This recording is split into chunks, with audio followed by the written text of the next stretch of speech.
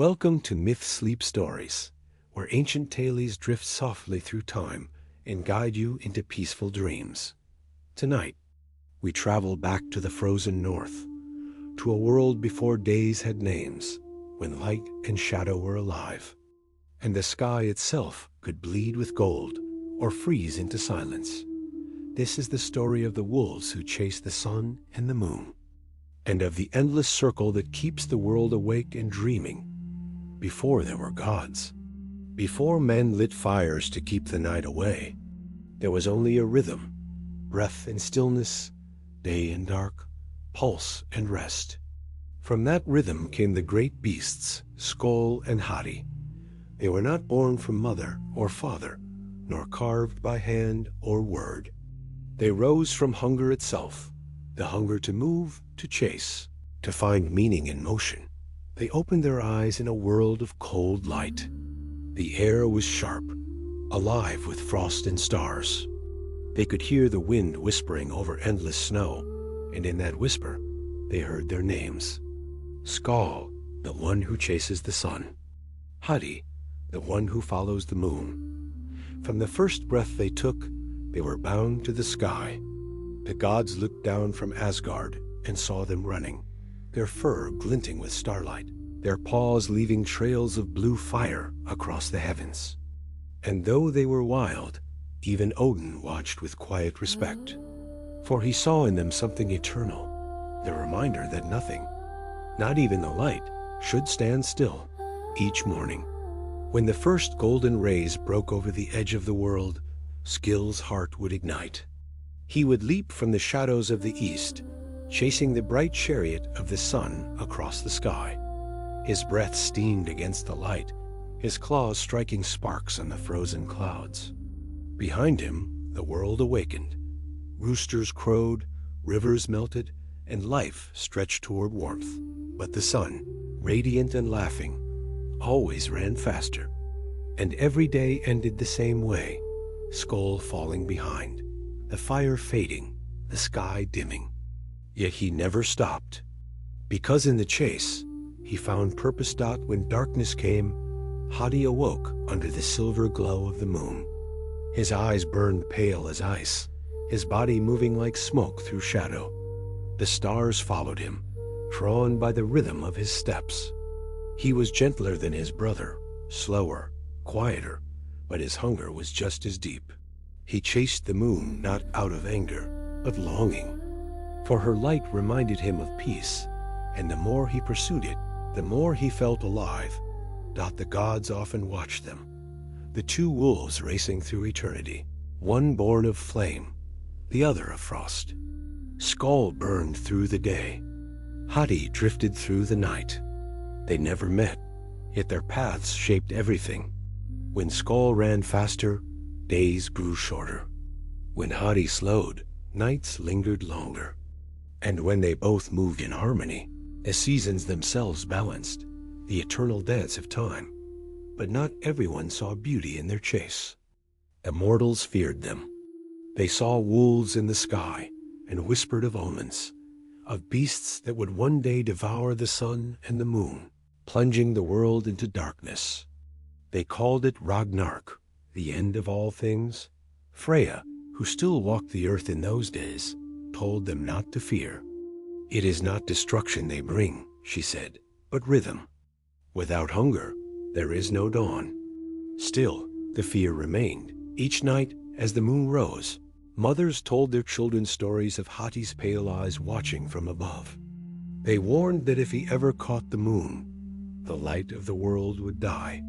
But what they never understood was that Hati never wanted to catch it. He wanted only to follow it, to feel its glow, and remember what peace meant. The wolves did not know fear or prophecy. They only knew motion. They ran because they must. They ran because the world turned with them. When Skill's paws struck the sky, the aurora rippled across the north, shimmering waves of color that trailed behind him like fire through ice. When Hati howled, the stars trembled and their reflections danced on the oceans below. To the gods, their journey was sacred. To mortals, it was mystery. But to the wolves themselves, it was simply life. And so the days and nights continued, one chasing warmth, the other chasing calm. There was no beginning, no end, only breath and rhythm. Yet even in eternity, change finds a way. There came a night when the moon hesitated. Hati felt it before he saw it, a subtle slowing, a hesitation in her path. She glowed softer, almost weary, as if even the light had grown tired of fleeing. Hati's steps faltered. For the first time, he wondered what would happen if he stopped. Too, the air grew cold, the stars dimmed. Even the wind held its breath above the silent world. Hati looked at the moon, not as prey, but as reflection. And he felt something stir within him. A thought, fragile and forbidden. What if the chase ends? What if stillness is the answer? He slowed, one heartbeat at a time. The frost beneath his paws cracked softly, the light dimmed, and the world shivered. In that moment, far across the heavens, Sköll felt it too. His brother's slowing echoed through the rhythm of the cosmos, a pause that rippled through every breath of the world. The sun flickered, clouds froze mid-motion, rivers hesitated in their flow. Odin rose from his throne, feeling the shift. The Norns, weavers of fate, turned their eyes toward the thread of time and saw a tremble. Change had begun. And so, under the pale glow of a hesitant moon, Hati took a final step and stopped running. The world, for the first time since its birth, stood still. When Hati stopped, the universe seemed to inhale and hold its breath. The moon hung motionless above the world, frozen in a pale glow that neither brightened nor dimmed. The stars, unsure of what to follow, flickered weakly, their rhythm broken. On the other side of the heavens, Sköll felt it immediately, a deep silence spreading through the sky like frost over still water. He slowed his run, golden sparks dimming beneath his paws. The sun, his eternal companion and rival, faltered too. Its chariot drifted out of its course, its light softening into a faint, trembling halo. For the first time, there was no chase. Only quiet. Kane stopped upon a ridge of light, panting, steam rising from his fur. He looked across the vast sky and saw nothing moving, no wind, no clouds, no life. "Brother," he whispered, though the sound barely carried, "why have you stopped?" The answer came not in words, but in stillness. Far to the north, where the moon hung suspended, Hati stood with his head bowed. His breath formed pale mist that no longer dispersed. Around him, the air had turned crystalline, every sound caught and held in invisible hands. He looked up at the moon, beautiful, distant, unreachable, and for the first time, he didn't run toward it. He simply watched. "I grew tired," he said softly, though no one was there to hear. "All my life, I have chased peace. But perhaps peace was waiting here, in the stillness. But stillness has a cost. In Asgard, the gods gathered beneath the branches of Yggdrasil, their faces drawn and uneasy. The Bifrost bridge glowed faintly, flickering like a candle struggling to remain lit. The colors that once danced vibrantly now hung limp and pale. Odin stood at the edge of the hall, his ravens circling restlessly. "The sun slows," he said. "The moon refuses to move. Time itself hesitates. The wolves have changed their course." Frigg looked toward the horizon. "Can the world survive without their rhythm?" "The world was built upon rhythm," Odin replied. "Without it, even gods fade." He turned to the Norns, the silent weavers of fate, who sat beside the well beneath the tree. Their pale eyes glowed faintly as they examined the threads of the cosmos. One of them, Urd, the eldest, spoke at last. "One has stopped. The other hesitates. If the chase ends, so does the heartbeat of the world." Odin frowned. "Can it be undone?" The youngest of the Norns, schooled, shook her head. "Even hunger must choose to move again." The Allfather clenched his staff, feeling the pulse of time slipping away. Then we must remind them. He closed his eye, reaching out with his mind beyond the veil of wind and light. His voice traveled through the still air, ancient and commanding. Sköll, son of fire, do not lose your pace. Your steps are the song that keeps the sun alive. Without you, warmth dies. Sköll lifted his head, hearing the echo faintly through the frozen wind. His golden eyes flickered, uncertain. I run for light, he murmured. But what if light no longer wants to be chased? The sun, hovering like a wounded bird, dimmed further. Its warmth faltered, its laughter, that radiant hum that once filled the skies, was gone. The earth below began to cool. Rivers thickened, forests fell silent, and snow crept slowly over every living thing. Khan stepped forward, uncertain. Each movement felt heavy, like wading through memory. Hati, he called again. Brother, can you hear me? Far away, Hati raised his head. His pale eyes reflected the moon's light, cold and endless. I can hear you. Why do you rest? I am tired of the chase, Hati replied. Tired of never reaching what I love. Skill's chest tightened. But if you stop, everything stops. Hati closed his eyes. Then maybe everything needs to rest. The words lingered between them, soft but powerful, rippling through the heavens. The gods in Asgard felt the shift deepen. Frigg placed a hand on Odin's arm. He speaks with sorrow, she said. Not rebellion. Odin nodded grimly. Even sorrow can unmake the world. He turned his gaze downward, toward the roots of Yggdrasil, where fate itself hummed in quiet panic. They must understand. The chase is not punishment, it is purpose. Meanwhile, Sköll looked up at the fading sun. If he stops, I must not. One of us must move, or the world will sleep forever. And so, with a growl that shook the sky, Sköll lunged forward once more. The sun flared weakly, trying to follow, but it had grown dim, its path uncertain. Sköll's light sputtered and waned, as though the fire within him were burning against its own shadow. For the first time, he ran not out of hunger, but fear. The fear that without motion, all warmth would fade, even the warmth within himself. He howled, his voice echoing across the still heavens, reaching Hati like thunder rolling over snow. Brother, run! Hati opened his eyes. The moon hung close, silver and fragile. He felt its pull, the gentle heartbeat beneath its glow. Run? He whispered. But to what end? To keep the sky alive, Skill's voice cried.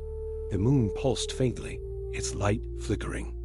For a moment, Hati hesitated, and then, slowly, he moved. One paw, then another. The frost cracked beneath him. The stars brightened faintly. Odin exhaled, sensing the change. He moves again, he said quietly. But something was different now. The chase had changed. No longer wild or endless, it was tempered, deliberate, aware. The wolves now knew what they carried. And though the sun and moon began to move once more, they no longer laughed. They glowed softly, as if humbled by stillness. The gods watched in silence as the rhythm of the world returned. Slower than before, but steadier. And far across the heavens. The two brothers, Fire and Frost, ran once again. Not for hunger, not for victory, but for balance. The world turned. Time breathed. The sky lived, but deep within that renewed motion, something unseen had awakened, the seed of change that would one day bring Ragnarok. And in the distance, the Norns whispered together, their voices quiet as falling snow, even in balance. The end begins. The chase had begun again, but something in the air had changed. The wind no longer carried the same rhythm. The stars no longer sang with ease. Sköll and Hati moved through the sky like shadows of what they once were, aware, cautious, and almost human in their doubt. Below, the world had noticed. Farmers looked up from their frozen fields and whispered to one another that the sun seemed weaker, that the moon no longer felt as kind. Children who once pointed at the wolves with wonder now hid their faces when they saw them race overhead. The warmth of day and the calm of night had grown uncertain. Like two hearts beating out of sync. In Asgard, the gods gathered again. Odin sat in silence, staring at the horizon where the first light of dawn hesitated before spilling across the sky. His one eye shimmered like an old ember, filled with thought. "They have begun to understand," he murmured. Frigg stood beside him, her voice quiet. "Is that not good?" Odin shook his head slowly. "Awareness is a gift, but it carries sorrow. When beasts learn meaning, they begin to feel fear. And fear is the first crack in eternity." Far below, Hati ran through the cold heavens, his breath shimmering in silver trails. He could feel the moon's light ahead, softer now, trembling as if it too sensed what was coming.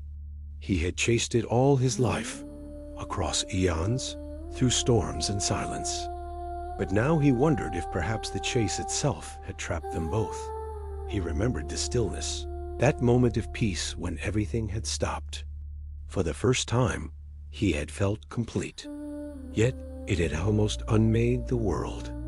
Could something that beautiful also be so dangerous? As he ran, he looked down at the earth. He saw fires glowing faintly in the dark. Human homes, small and fragile, keeping warmth alive through endless nights. He felt their dreams like whispers in the wind. Fear of loss, hope for light, love for those who might not wake. Each spark below was a reflection of what he felt within. He had never known love, only longing. But perhaps longing was love, in another form. Meanwhile, Sköll pressed forward, his body wreathed in fading gold. The sun moved before him, dimmer than before, as though afraid to shine too brightly. He called out to her, his voice rumbling like thunder. "Do not hide your fire. The world depends on you." The sun flickered, her voice soft but trembling. "Everywhere I go, I am chased. I burn for the world, but I fear being devoured. Must I always flee?" Sköll slowed. For the first time, he saw her not as prey, but as something alive, something weary. "Without your light, I am nothing," he said quietly. "I do not chase to destroy. I chase to keep you moving." The sun glowed faintly warmer. "Then we are both bound," she whispered. "Yes," Sköll said, "but not in chains, in purpose." The wind stirred gently between them, carrying their voices through the sky. It reached Hati, who felt it as a tremor in the moonlight. The rhythm between the brothers grew steady again, not perfect, but alive. In that moment, under the still breath of the universe, the Norns spoke once more from beneath Yggdrasil. Their voices were soft, yet carried through all realms, brushing against the ears of gods and beasts alike. "The balance holds," said Urd. "But it will not last," said Verdandi. "For every motion born of love," whispered Skuld, "an ending waits to be born." Their words fell like dew upon the roots of fate. Odin heard them and rose from his throne. His shadow stretched across the golden hall. "They speak of the end," he said. "Ragnarok stirs in the distance, even now." Thor frowned. "Because the wolves run?" "Because they think," Odin replied. "And because even gods depend on the motion of their hearts." He looked toward the horizon again, at the pale light of the moon and the faint gold of the sun, both trembling in their paths. "When they meet, the world will tremble," he said quietly. "And one day they will meet." Back in the heavens, Hati felt the moon pulse like a heartbeat above him. "Why do you slow?" he whispered to her. The moon shimmered faintly, her voice distant but clear. "Because I too am tired." Hati's chest tightened. "Do you fear me?" "No," she said. "I pity you." He looked up, startled. "Why?" "Because you chase what you can never have." Hati's steps faltered. He wanted to argue, but the truth of it burned like ice within him. He howled, a sound that rolled across the night and reached even the edges of Asgard. It was not anger, but sorrow, a cry for meaning in a world where every purpose carried its own pain. On the other side of the sky, Sköll heard him and answered. Two voices, one of fire, one of frost, weaving through the silence of eternity. The sound touched the hearts of mortals below, stirring dreams they couldn't explain. Some woke with tears on their faces, feeling as though they had lost something ancient in those dreams. They saw wolves made of light, running endlessly through the stars, not as hunters, but as guardians. Freya, who had watched in silence, smiled softly. "They are not chasing the sun and moon," she whispered to the wind. "They are chasing meaning." The gods heard her words, but none could answer. For deep within them, even they felt it, that same longing to understand why they themselves existed at all. The days grew quieter, the nights deeper. The chase continued, but it was different now, less of a pursuit, more of a song. Every motion carried memory, every howl echoed through time. But beneath it all, the seed of Ragnarok continued to grow. It lived in understanding, in awareness, in the fragile beauty of beings who had learned to feel. The Norns, weaving their threads beneath the tree, watched in silence. Verdandi spoke last, her eyes lost in the golden strands of destiny. "When they stop running again," she said, "it will not be stillness that follows. It will be fire." And so, high above the sleeping world, two wolves ran through the sky, one chasing warmth, the other following peace. Their paws struck sparks from the fabric of time. Each breath, each step, carried the heartbeat of creation. They did not know it yet, but every chase must end where it began. And when that day came, the world itself would hold its breath once more. There came a time when even the gods grew quiet. The winds that once roared over the mountains softened into sighs, and the rivers below Asgard began to freeze at their edges. The world was holding its breath again. And though no one said it aloud, all could feel it. The rhythm was nearing its final measured in the endless sky. Sköll and Hati still ran day after day, night after night, but their steps had grown slower, heavier. Each one echoed with memory of light, of loss, of the stillness that once threatened to end everything. Far below, mortals began to sense the change. They saw the sun rise weaker and the moon hang longer in the sky, and they spoke of it with trembling voices. "The wolves are getting closer," they whispered. "Ragnarok is coming." In Asgard, Odin sat alone beneath the golden dome, his spear resting across his knees. Hugin and Munin, his ravens, perched silently beside him. "They run slower," he said to no one. "The world grows tired with them." Frigg entered the hall, her expression soft but sad. "Perhaps it is not exhaustion, but fulfillment," she said. Odin looked at her. "Fulfillment?" "Yes," she whispered. "They have chased long enough to understand that even endless motion must one day rest." Odin's single eye turned toward the horizon. "If they stop again, the world will end." "Or begin," Frigg said quietly. He didn't answer far beyond the halls of the gods. Hati felt the moon's glow dimming, not from weakness, but from peace. "You do not flee anymore," he said to her. "I do not need to," the moon replied. "You have caught up." Hati slowed, unsure what that meant. "Then, is this the end?" The moon's light shimmered faintly, brushing against his fur like a hand. "Every end is a new path," she said. On the other side of the heavens, Skill's chase was reaching its own horizon. The sun burned low and golden, heavy with memory. He could see her more clearly than ever, her face radiant, her fire softened. "Have I finally reached you?" he asked, his voice trembling. "You have always been beside me," she replied. "You just didn't see."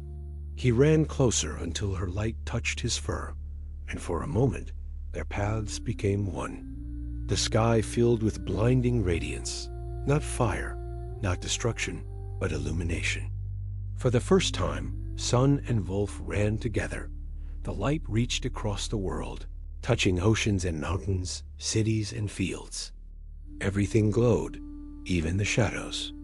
Mortals who looked up felt no fear, only warmth, as if the sun itself had descended to embrace them. But as the light spread, so did the darkness. The balance could not hold forever. Hati saw it first. The edges of the world trembled, the stars bending inward. He howled, not in terror, but in calling. "Brother!" Sköll turned, hearing him across the expanse of the sky. "I am here." The two brothers looked upon one another, one wrapped in flame, the other in frost. Between them hung the sun and the moon, bound by light and shadow. They knew, without speaking, what was about to come. "This is the moment the Norns spoke of," Hati said. "Yes," Sköll answered. "The last chase." Odin stood, feeling the air shatter around him. "It begins," he whispered. The Norns watched from beneath Yggdrasil, their threads tightening, glowing like molten gold. Ord spoke. They were born from hunger. Verdandi followed. They lived through purpose. Skuld whispered last. They end in unity. The heavens trembled. The two wolves leapt at once. Sköll toward the sun, Hati toward the moon. Their bodies glowed brighter than lightning, their eyes alive with peace. The sun and moon did not flee. They turned to meet them. When they collided, there was no roar, no scream, only light. Endless, silent light that stretched through every realm. For one heartbeat, the world dissolved into pure brilliance. And then, as the light faded, the sky changed. The wolves were gone. The sun and moon no longer ran. They floated side by side, calm, balanced, eternal. And beneath them, life began again. The frost melted. The rivers sang. Flowers bloomed even in the north. In Asgard, the gods looked to the sky in awe. Odin lowered his head, his voice quiet. "So ends the chase." Frigg placed her hand on his shoulder. "No, Allfather. So begins the harmony." For in the light above, something new had formed, faint at first, then glowing stronger. Two stars, twin and golden, where the wolves had once run. They pulsed gently, like the echo of a heartbeat. The Norns smiled as they watched. "Time continues," Verdandi said, "just differently." Far below, mortals began to dream of wolves made of light running through endless fields, not chasing, not fleeing, but guiding. They dreamed of warmth that never burned, of calm that never froze. And when they woke, they felt at peace. Odin looked up one last time, speaking softly to the air. May they rest in the rhythm they created. And somewhere, beyond all knowing, two voices, one of fire, one of frost, answered together. We never stopped running. We only changed direction. The sun rose gently that morning, and the moon lingered longer than it should have, as though reluctant to leave her brother's side. The world was reborn in their balance, neither day nor night, but both at once. A new dawn, timeless and golden, spread across the sky, and as it did, the stars whispered the old names one final time, not as omens, but as blessings. Sköll Hati, the wolves who chased the sun and moon, and taught the world to move. When the light of the final chase faded, a quiet unlike any before settled over all the realms. It was not the silence of death, but of completion, the pause that comes after the last note of a song, when even the air waits to remember what it has heard. Asgard stood untouched, but changed. The great halls still shone with gold, yet the gleam no longer came from fire or metal. It came from memory. The gods walked more softly now, their steps echoing like ghosts across marble floors. They spoke in hushed voices, aware that something vast and unseen had shifted in the pattern of the cosmos. Odin sat upon his high throne, the ravens silent upon his shoulders. He had felt the tremor when the wolves became light, the ending and the beginning folding together in the same breath. His one eye, ancient and knowing, now reflected not power but peace. "It has been done," he whispered. "The rhythm continues, but not through us." Frigg approached him, her long silver hair glimmering in the faint light. "The wolves have become what they were always meant to be: balance. Day and night no longer run from each other. They move together now." Odin nodded. "And we, who ruled them, are no longer needed." She smiled gently. "Perhaps that is mercy." Far across the halls, Thor stood by the Bifrost Bridge, his hammer resting on the ground beside him. The rainbow light that once pulsed like living energy now flickered faintly, like a lantern in the wind. He gazed at it, remembering the days of thunder, the clash of giants, the laughter after battle. "Do you think they'll remember us?" he asked softly. Sif joined him, her golden hair dimmed to pale bronze in the new light. "Mortals remember stories," she said. "But stories change. We'll live in their dreams, not as gods, but as echoes." Thor looked at her and smiled. "Then let them dream well." Down in Midgard, humans watched the sky in wonder. The sun and moon now shared the same space, one rising as the other lingered, their light blending in soft harmony. The day was no longer fierce, the night no longer cold. The world felt suspended between breath and stillness. Children asked their elders why the sun looked gentler, why the moon no longer fled. And those who still told the old tales said, "Because the wolves found peace." In the golden field beyond time, where all stories sleep when they are done, Sköll and Hati ran once more, but not as flesh, not as fur, not as hunger. They were threads of light, woven through the sky, tracing invisible patterns that kept the worlds turning. The gods could still feel them, faintly, like a heartbeat far away. Every dawn began with their memory. Every twilight ended with their whisper. Odin rose from his throne and walked out into the open air of Asgard. The wind was cool and calm. He looked up, seeing both sun and moon glowing softly in the same sky.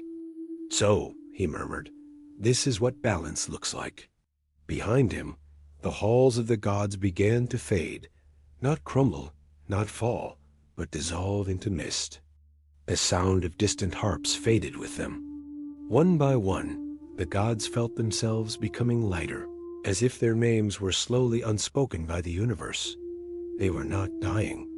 They were becoming part of the rhythm, like Sköll and Hati, like the light and dark they once ruled.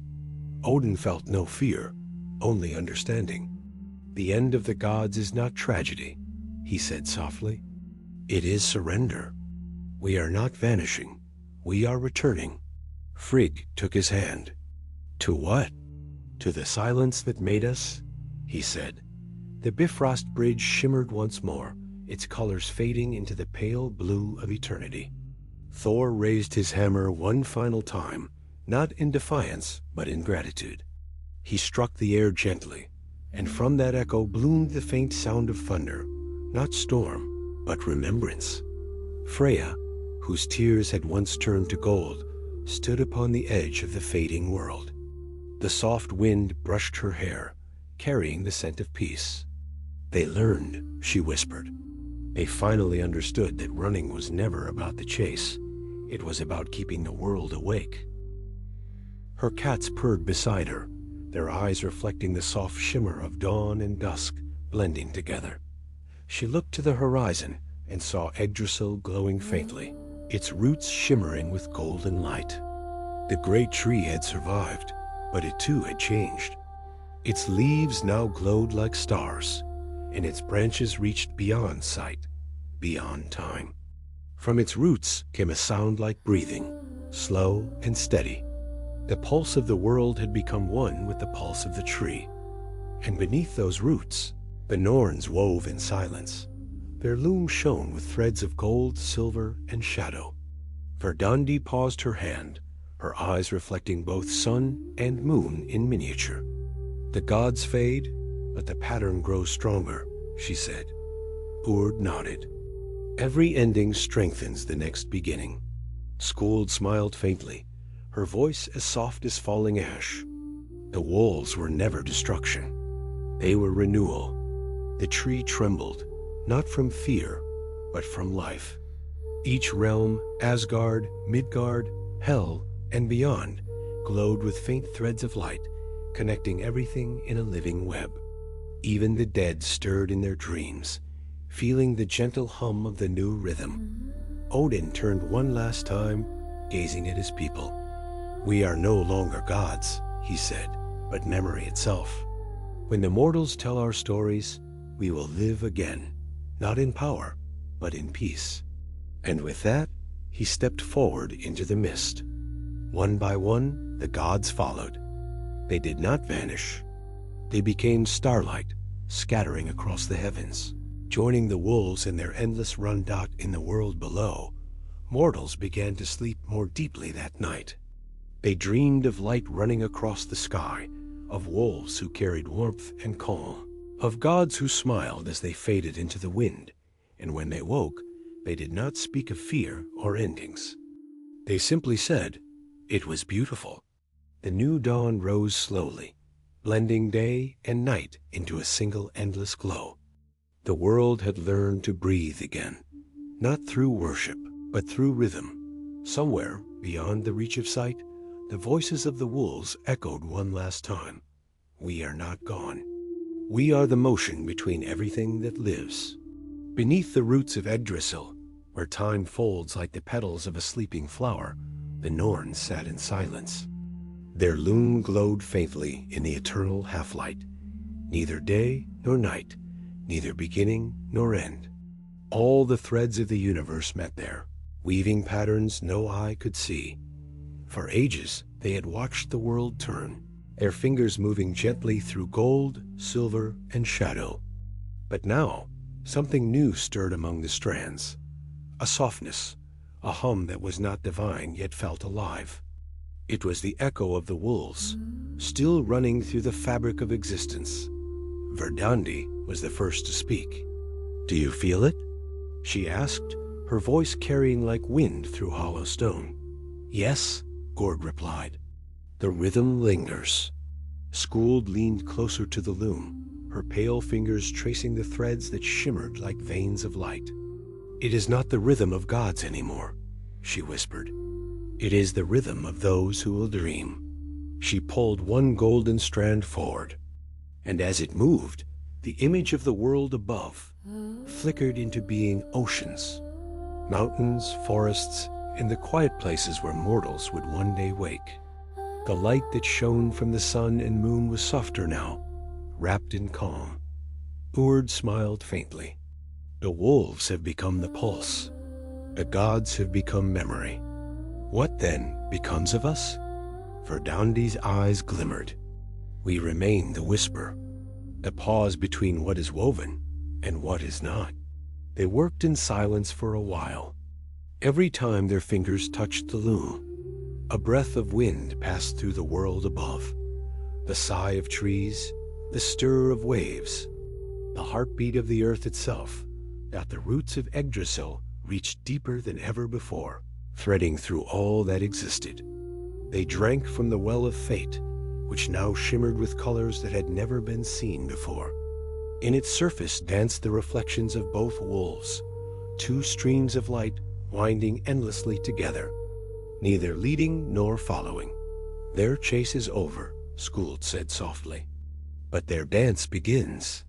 The other two nodded high above. The sky had changed. There were no longer separate days or nights, only shifting hues. dawn and dusk embracing without end. The world had become one long moment of light and shadow breathing together. Dot, and in that soft glow, something began to stir. Consciousness. The first mortals awoke not with cries, but with wonder. They looked at the sky and saw both sun and moon watching over them, and they felt peace without knowing why. They built fires that mirrored the glow above, small and steady, and they gathered around them as if to echo the warmth that now lived within their own hearts. They spoke no words yet, but they felt stories forming inside them, stories of light, of movement, of wolves that ran not to destroy, but to remind the world to keep breathing. The Norns watched this new beginning and smiled. They are dreaming, Verdandi said. They have not yet learned to call it life. Urd reached for a thread of shadow and wove it into the light. Dreams and life are the same. They simply differ by memory. As she spoke, a faint sound filled the air. The low, rhythmic beat of something vast but gentle. The heartbeat of the world. Skuld turned her eyes toward the sound. "Do you hear them?" she asked. "The wolves?" "Yes," she whispered. "They run still, but not through the sky. Through them," she pointed toward the mortals, fragile shapes of warmth and breath, blinking beneath the endless twilight. The echo of Sköll and Hati pulsed within them, giving their blood rhythm, their dreams purpose. The Norns sat quietly, letting the truth settle. So the chase was never meant to end, Verdandi said. It only changed its form. Below them, the well shimmered brighter. Ripples spread across its surface, forming patterns that resembled eyes, paws, faces, and then words. The water spoke in light. "We are not gone. We are the motion that keeps you weaving." The Norns bowed their heads. "Then so long as we weave, they run." Urd murmured Dot far above. The aurora unfurled across the heavens, a river of living color flowing through the night. The mortals gazed at it in awe, whispering prayers they didn't yet understand. To them, it was beauty. To the Norns, it was remembrance. Dot, as they continued to weave, the loom began to hum, a song without melody, a pulse without end. It spoke to everything at once, to the stars, to the sea, to the smallest seed buried beneath the soil. And though none could hear it with their ears, all could feel it, the quiet knowing that they belonged to something eternal. Urd looked down at her hands. "Even we are threads in the pattern," she said. Verdandi smiled. "And the pattern never stops." Time no longer meant what it once had. It stretched, folded, and looped like waves upon waves of gentle motion. The Norns watched the new world unfold, not as judges, but as caretakers. They whispered into dreams, reminding mortals of what came before, of light and dark, motion and rest, love and loss. And every so often, a mortal would wake from sleep with a memory they couldn't explain, a feeling of running beneath the stars. Breath steady, heart full, eyes glowing with purpose. Dot, those were the ones who remembered. Those were the dreamers who would tell the first stories of wolves, of gods of balance. Dot, and so the Norns kept weaving, their loom shining brighter with each passing moment. The pattern was not of fate anymore. It was of freedom. Dot, above them. The roots of Yggdrasil glowed gold and silver, and from their depths came the faint echo of voices, Sköll and Hati still running, still keeping the heartbeat of the world alive. Their words were carried through the wind, across the branches, into every living thing. Do not fear the darkness. Without it, the light cannot move. The Norns smiled, their work unending. The world breathed. The dream deepened. And time, as always, began again. Long after the gods had faded and the wolves had become light, the world drifted in a gentle, endless twilight. It was neither day nor night, but a breath between them, a golden dusk that seemed to stretch forever. In this quiet hour, the seeds of new life began to stir. The Norns had woven their pattern, and now that pattern began to hum with energy. From the soil of the world, trees' roots came warmth, not the fire of old gods, but the slow, patient warmth of life itself. Grass rose from the frost, bending under dew. Rivers whispered again, carrying fragments of songs from forgotten ages. The wind changed its tone. It no longer carried the commands of divine voices, but the sighs of the living. And from the mist of the dawn that never ended, they appeared, not gods, not spirits, but beings of breath and memory, mortals, the first of humankind.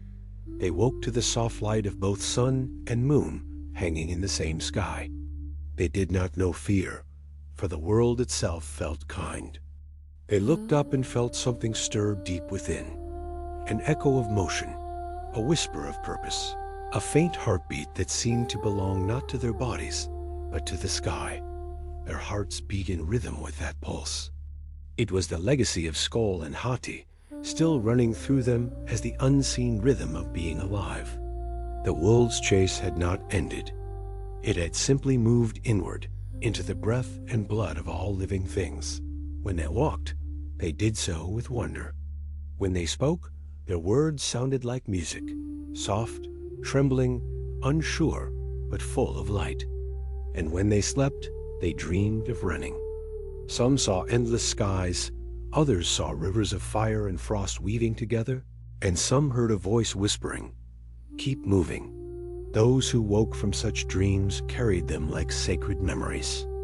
They began to build, not out of hunger or fear, but out of the desire to keep the rhythm alive. They shaped stones into circles to mark the rising and falling of light. They sang to the moon and danced beneath the dawn, believing that every step was part of the eternal chase. The Norns watched them and smiled. "They have taken the thread," Verdandi said softly. "They weave it now with their own hands." Skuld leaned forward. "Do they know what they carry?" "Not yet," said Urd, "but knowing will come with time. First, they must feel." And so, feeling became their way of worship. They loved and lost, laughed and mourned, each emotion another echo of the old rhythm. When they were happy, the light grew brighter. When they grieved, the sky dimmed softly, as if in compassion. Even the stars seemed to breathe with them, pulsing faintly like embers in the night. Generations passed, but the pattern endured. The stories changed, but the essence remained. Some said the wolves had swallowed the sun and moon. Others said they still chased each other across the heavens. But none forgot them completely. Every heartbeat, every breath, every moment of longing was a whisper from the old world reminding them, movement is life. One evening, beneath a vast sky filled with soft aurora, a child asked her mother, "Why does the light change?" Her mother smiled and pointed upward. "Because two great wolves run through it. One carries warmth, the other peace. They never stop, and that is why the world never ends." The child looked up for a long time, her eyes wide. "Will they ever get tired?" Her mother shook her head. "No, my love. They rest in your dreams now." That night, the child dreamed of running beside two vast shapes, one golden, one silver. She didn't feel small or afraid. She felt part of them, as if the rhythm of their paws matched the rhythm of her heart. When she woke, the memory stayed, soft and glowing. She carried it all her life in time. Mortals built temples, carved symbols into stone, and painted the wolves across walls and caves. But these were not acts of worship. They were acts of remembrance. They weren't begging for protection. They were saying, "We remember you." And in the shimmering between night and dawn, when the sky grew quiet, those who listened closely could still hear the faint echo of their run, the whisper of paws on clouds, the sigh of breath moving between worlds. Freya, who wandered the edges of the mortal world, watched this new beginning with quiet joy. The people no longer spoke her name, but she felt no sorrow. They had learned her lesson, to love through motion, to find beauty even in endings. "They are my children too," she said softly to the wind. From the highest branch of Yggdrasil, a new leaf unfurled, luminous, delicate, trembling with life. The great tree had begun to grow again, its branches stretching farther into the unknown, its roots deeper into the heart of everything. The cycle had not broken. It had evolved. Odin's voice echoed faintly through the breeze, not as a command, but as memory. "Wisdom is not knowing how things end," it said. "It is knowing they never do." The mortals could not hear him, but they felt the truth of his words in their bones. They began to tell new stories, stories of creation and rebirth, of night and day, holding hands instead of fighting. And in those stories, the wolves lived on. When storms came, they said Sköll was running too fast. When nights grew long, they said Hati was resting. When the sun broke through the clouds after rain, they said both brothers were smiling. The world had learned to interpret light as language, to find meaning in the changing sky. And in doing so, they kept the universe alive. The Norns looked upon this new world, their weaving finally slowing. "The loom is full," said Verdandi. "The pattern complete." Urd smiled. "No pattern is ever complete. It only waits for another to remember the rhythm." And so they let the loom rest, leaving it glowing softly beneath the roots. The world above glimmered with calm, every living thing pulsing with quiet motion. The wolves had become more than legend. They were the unseen breath behind everything that moved, the echo that whispered gently through all hearts. "Keep moving. Keep dreaming. The light will always return." The world had grown quiet again, but it was not the silence of ending. It was the calm of completion. The rivers had found their rhythm, the trees their breath, the people their purpose. The sky, once divided between day and night, now shimmered in a soft glow that never fully darkened nor completely blazed. The light had learned to rest out in this eternal twilight. Dreams began to deepen. Mortals, no longer fearing the darkness, slept peacefully beneath the blended glow of sun and moon. They dreamed of places they had never seen, of vast skies and golden wolves running through the stars. The rhythm of their breathing matched the quiet pulse of the universe, the heartbeat that Sköll and Hati had left behind. Every dream was a fragment of that ancient chase. In some, the wolves still ran side by side, their fur glowing like liquid fire and frost. In others, they were made of light alone, moving through endless fields of mist. And sometimes, when a dreamer reached out toward them, they paused and looked back, not as gods or beasts, but as companions. In one small village by the northern sea, a boy named Alan dreamed of the aurora. He saw it twist and breathe like living silk, heard its hum like the whisper of giant wings. Within the green and gold, two shapes emerged, one radiant as dawn, the other cool as moonlight. They looked at him, and though they said no words, he understood. Remember the motion. When he awoke, the world felt different. The air was alive with stillness, a paradox he couldn't name. He went outside and watched the horizon, where the sun and moon hung together, and for a moment he could almost hear the faint sound of paws on clouds. He smiled. "They're still here," he whispered, and they were, not as wolves in the sky, but as memory within every living thing. The rhythm that kept the world moving now lived in hearts, in waves, in wind. Every creature carried it without knowing. The Norns watched from beneath Yggdrasil, the loom now resting beside them. Verdandi's hands lay still, but her eyes gleamed with satisfaction. "The pattern runs itself now," she said. Ord nodded. "We are no longer needed." Skuld smiled faintly. "Then perhaps we can rest too." They leaned back against the roots of the tree, their forms growing faint, their voices blending into the hum of the well of fate. But before they faded entirely, Verdandi whispered, "May the dream never end." Above, the branches of Yggdrasil began to bloom again, not with leaves, but with light. Each glowing petal floated away into the air, drifting down to the world below. When they touched the earth, they became new dreams, the kind that stayed long after waking. Generations passed. The stories changed their shapes, but the essence remained. Some said two spirits guided the sky. Others said the light itself had a soul. Artists painted them as lions, eagles, or twin flames, always running, always together. The old names, Sköll and Hati, were forgotten by most, but their rhythm remained in every story told by firelight. Every song hummed before sleep. Freya often walked among the mortals. Unseen, her golden hair now dimmed to the color of dawn mist. She watched as people dreamed and loved, as they remembered in ways they could not explain. "They do not need gods anymore," she whispered. "They have the dream." Sometimes she would sit by the sea at twilight and close her eyes. And in that quiet, she would hear them, two distant voices running across the sky. They were softer now, lighter, but still there. She would smile and whisper into the wind, "Run forever."